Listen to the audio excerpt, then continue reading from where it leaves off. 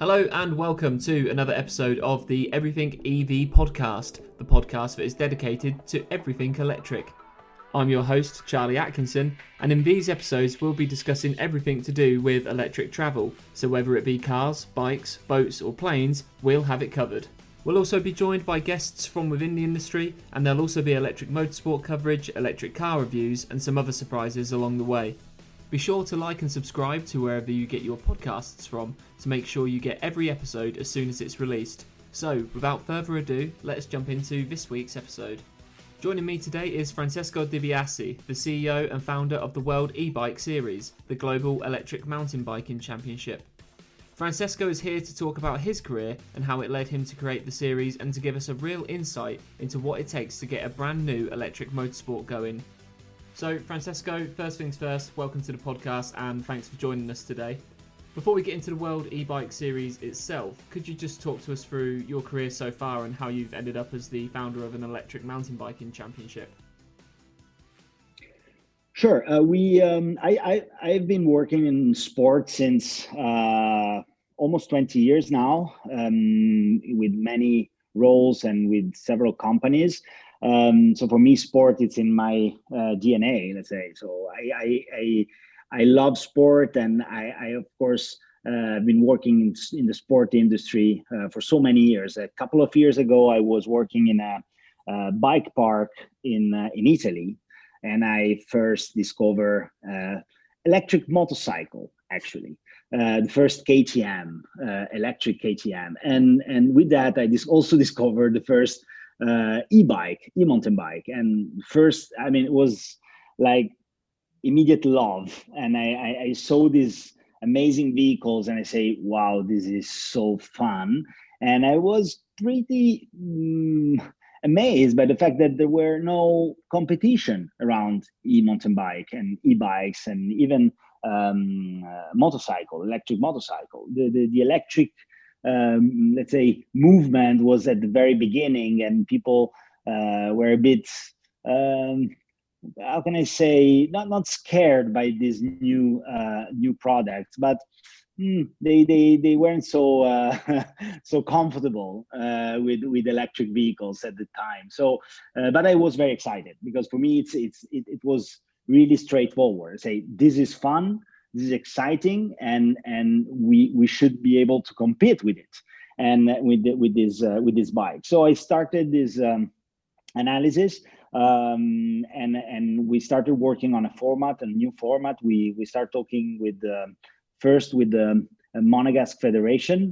My company is based in Monaco, and we start with the National Monegasque Federation, Cycling Federation. And then suddenly we were immediately talking with the UCI, with the Union Cycliste Internationale, which is the governing body of cycling. And we discovered that actually there were no competition with e-bikes, and in particular with e-mountain bikes. And then we decided to start our own championship. So we launched the series, the World E-Bike Series, back in 2018. We did a presentation in 2019 in April.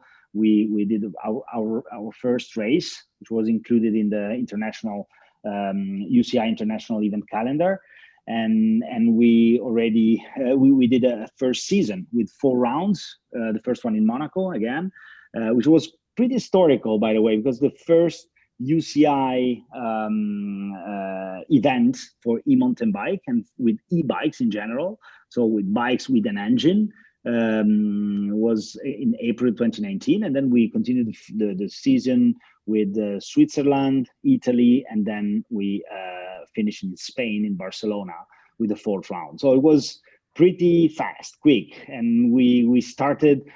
My idea was to start with one race, and then we ended up to do a first season straight away. So it was exciting, and for me was once in a lifetime opportunity to create a new sport from scratch. That I think for someone that works in sport, is something that happens once in a lifetime. So I say I have to do it, and it's a good opportunity. It's interesting, it's fun, and it's very tough. Of course, it's difficult. It's not easy. We started working on the regulations. On the, of course, there is an engine, so we need to to do all the technical controls and check on the engine, which is something very new for the cycling industry. And we started from there, from the format, from the regulation, technical controls involving the manufacturer, the teams. And I have to say that the feedbacks were immediately very positive, and that convinced me that was a good project, and we need to move forward. That's it. Yeah, you mentioned there that it's been difficult at times, and obviously, I'm assuming nothing has been as difficult than to navigate this series through the COVID-19 pandemic throughout last year.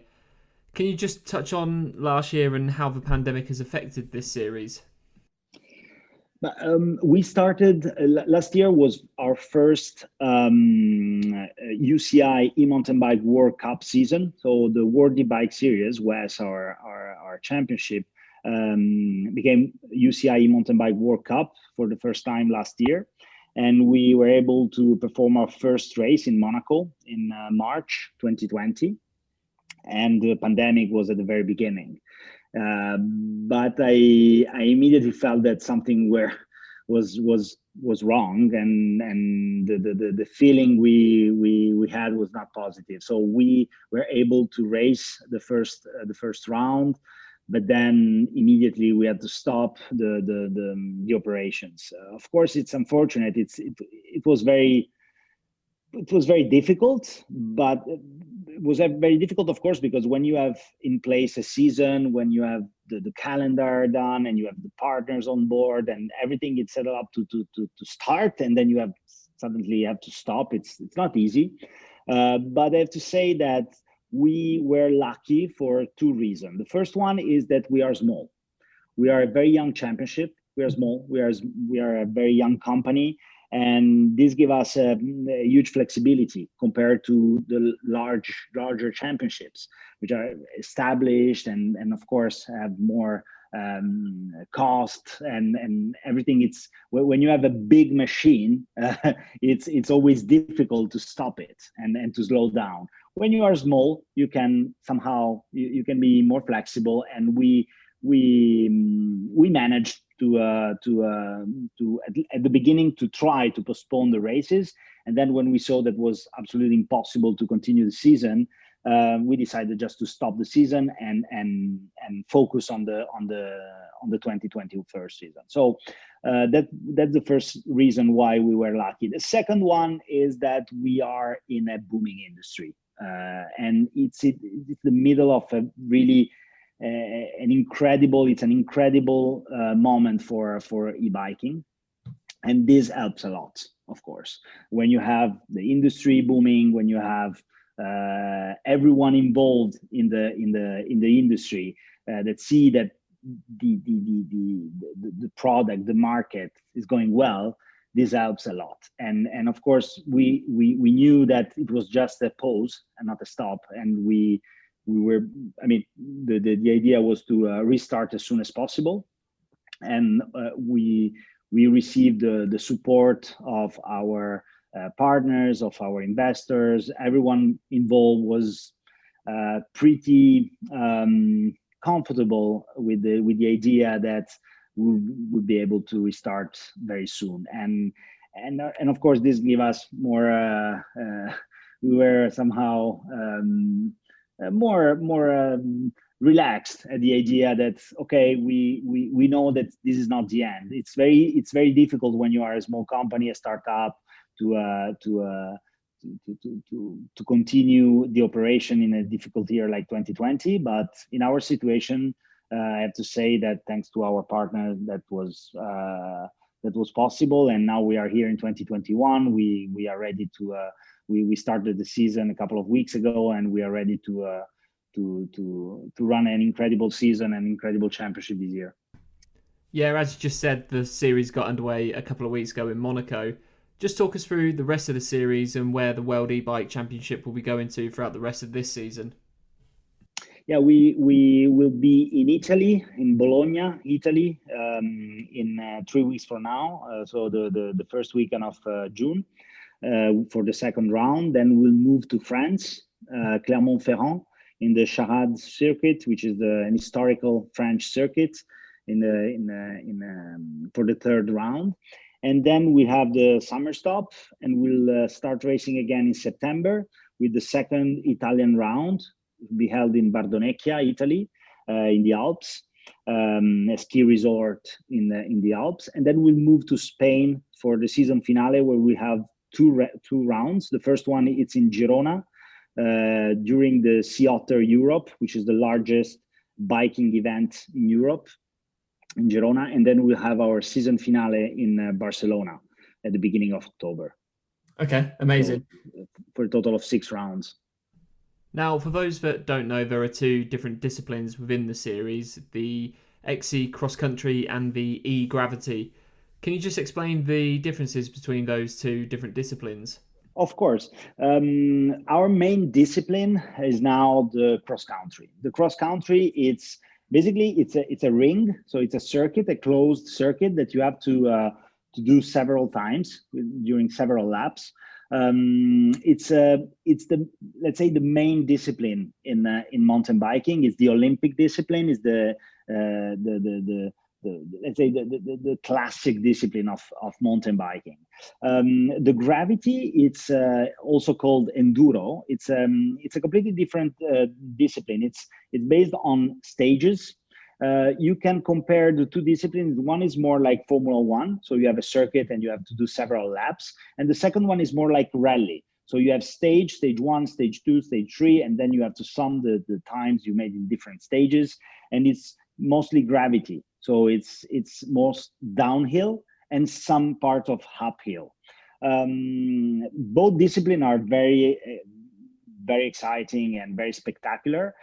We decided, especially this year, also for the pandemic. First of all, we decided to focus on the cross-country discipline for several reasons. First one is that we found this agreement with UCI, and we became the first UCI e-mountain bike World Cup of cross country. So on that discipline, we are actually the World Cup. So for us now, it's the main discipline. Of course, is the most prestigious one, and it's the most prestigious championship in the UCI UCI calendar.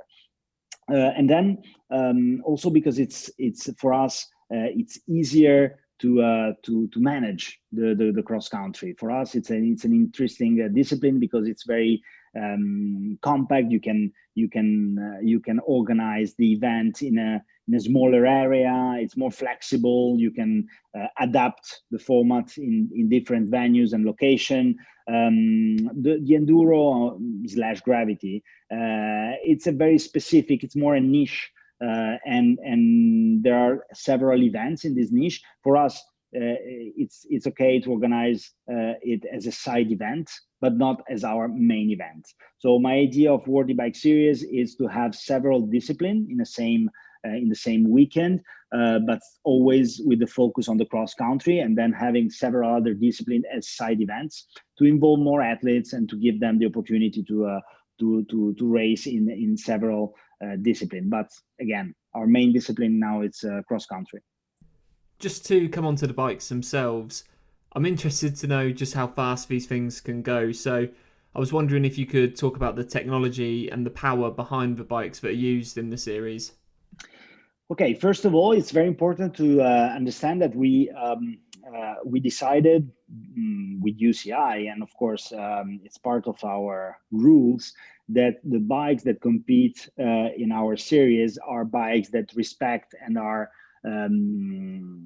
compliant with European law on e-bikes. So that means that the bikes cannot use the engine after the 25 kilometers per hour. So it means that once you reach the 25 kilometers per hour, then the engine stops and you cannot only use your legs. So this is the law, and we will we are very strict on that. So we want to use only this kind of bikes, because after that, for me, it becomes like a motorcycle. So we are not in that kind of activity. We don't want to have motorcycle competing. For us, it's a cycling discipline, so it has to be a cycling discipline, 100%.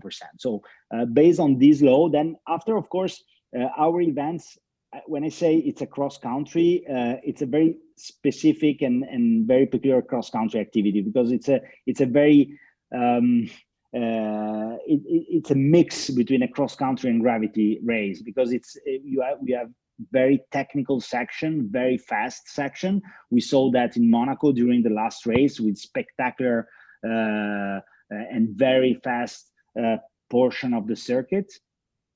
So you can go very, very fast. I mean, you can go up to 50, 60 kilometers per hour, which is a lot, especially if you are in the woods with a trail that is, I don't know, 50 centimeters.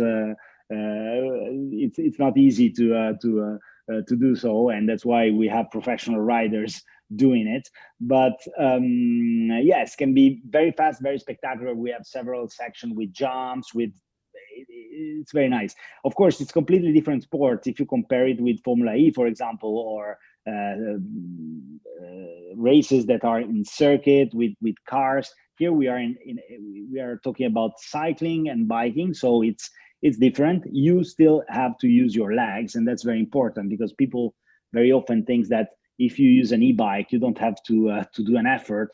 I can tell you that it's not true at all. An e-mountain bike race can be much more tough than a regular mountain bike race, cross-country race, because we create the circuit for the e-mountain bike. So we ask to the athletes much more. We ask them to do sections that are very technical and barely impossible to do with a normal bike. So both the uphill and the downhill are very, very technical and very difficult. So at the end of the race, I can tell you that they are pretty tired. And have you had a go on them before? Are you a keen e-mountain biker? Yeah, I'm definitely an amateur, so I enjoy to when we do the side visit. And the beauty of this sport is that we are always in amazing, stunning locations, and it's very fun and nice to visit the location and take the e-bike and do a nice ride. Of course, sometimes I have to stop and I have to take the bike with myself, because I'm not a pro, of course, and we design circuit. Our sport department, our team, sport office, and the mountain staff, they are very good guys, but they're when they design tracks, they know that they want to do something pretty extreme for the riders, because of course they ask for that. They want to compete in an extreme condition. So yes, but it's very fun, and I do it myself, but of course as an amateur. Yeah, you just touched on some of the great things about the series there, but I was wondering if you could put your finger on the single best thing about the World E-Bike Series, in your opinion. Well, first of all, what I like and I love about the series is the fact that it's possible to race in a place which is completely unaffected, and where we don't have to do nothing. We just take a location which is beautiful, and we create a track on this location. We don't have to cut anything. We don't have to build anything. The nature and the landscape we find, it's just there, and we just can use it. And I think that for the world we are living in, it's having a sport that can really take advantage and use things that are already there, and doesn't need any intervention or modification from the human being. I think it's just beautiful, and we bring the action and the sport in this location. We bring people. We ask them to follow the races in these areas, and you know, it's beautiful. You see managers, people that are not always don't have the opportunity, you know, to take a break and just enjoy the nature and the beauty of the places where we race.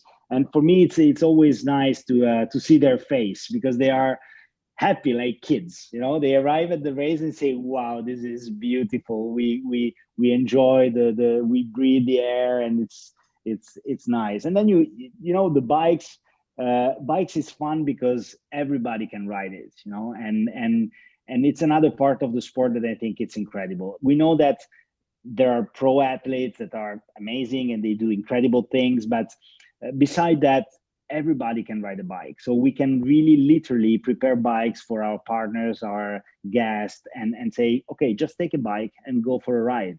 And then we support them with guides or with other athletes, and they just enjoy, and they have fun. And that's the beauty of cycling. It's the beauty of the bicycle. Everybody can do it. Then depending on the level, you can do something that others cannot. But I mean, you can have fun even if you are an amateur, and you can enjoy the ride. So I think this is the two things that I really love the most about this sport. So, as we've discussed, the third season is underway now. Just looking ahead for the moment, how do you see the series growing and developing? And I was also wondering if you have any other ideas or plans to develop or get into another form of electric motorsport in the future as well. One, it's more than enough for the moment, I have to say. But of course, I see honestly, I see a very nice and good future, positive future for the World E-Bike Series and for Wes. We see that the series is growing round after round, race after race, season after season. So we see that really the interest and also our capability to organize the races. We are learning every single race to improve, to bring something new, race after race. So we will grow.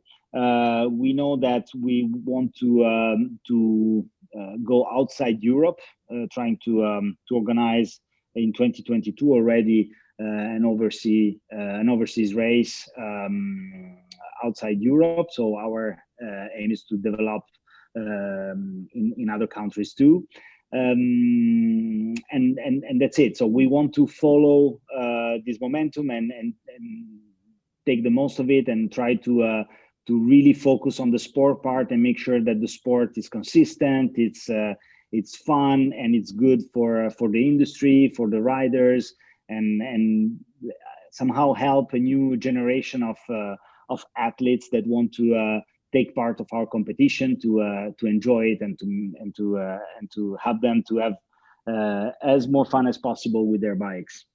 Okay, and finally, I just wanted to get your thoughts on electric motorsport in general.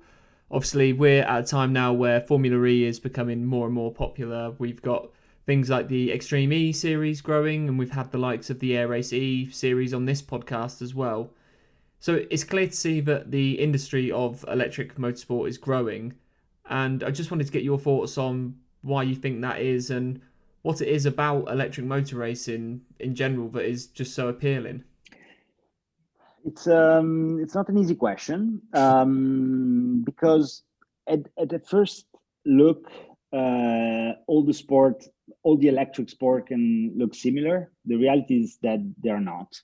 There are huge differences. I know all the sports you mentioned, and I know people working for all the sport you mentioned, and okay, especially of course the Formula E group and Extreme E group, they are doing a great job, an amazing job. First of all, because they open this let's say this new industry, this new market of electric sports, and they're doing an amazing job.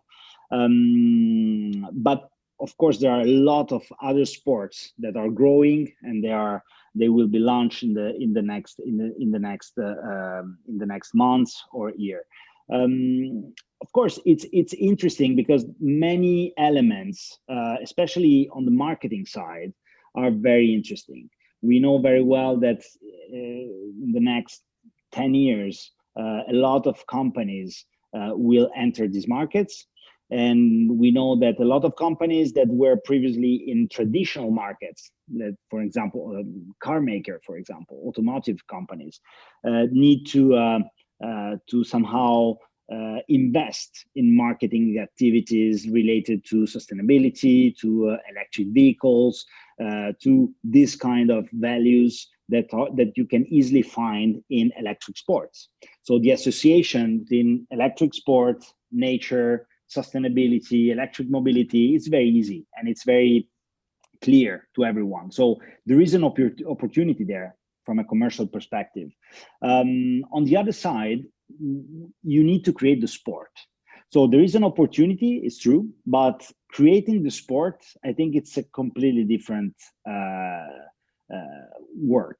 You need to create something that we are working on for the long run. We are working to, as I said before, we want to create a platform for a new generation of athletes that really find an interest in racing our series and compete with e-mountain bike. And I think that what others are doing is exactly the same. But I don't think that all the sports that will appear in the next months and years will have the same spirit. So we need to make sure that, and they need to make sure, so that's my suggestion, to make sure that they have the right focus and the right vision for what they're doing, because the opportunity is there and it's very attractive.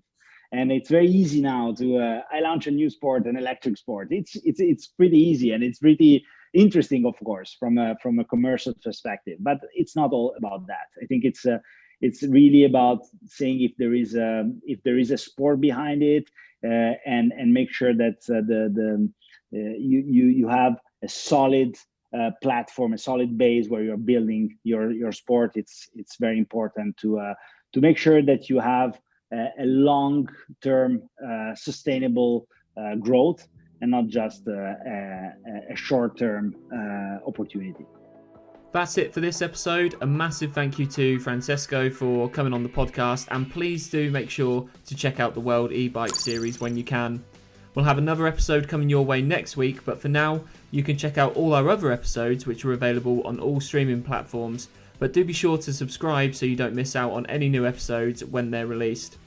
For more electric car news, electric motorsport coverage, and much more, head over to evpowered.co.uk today. Thanks once again for listening, and we'll see you on the next episode.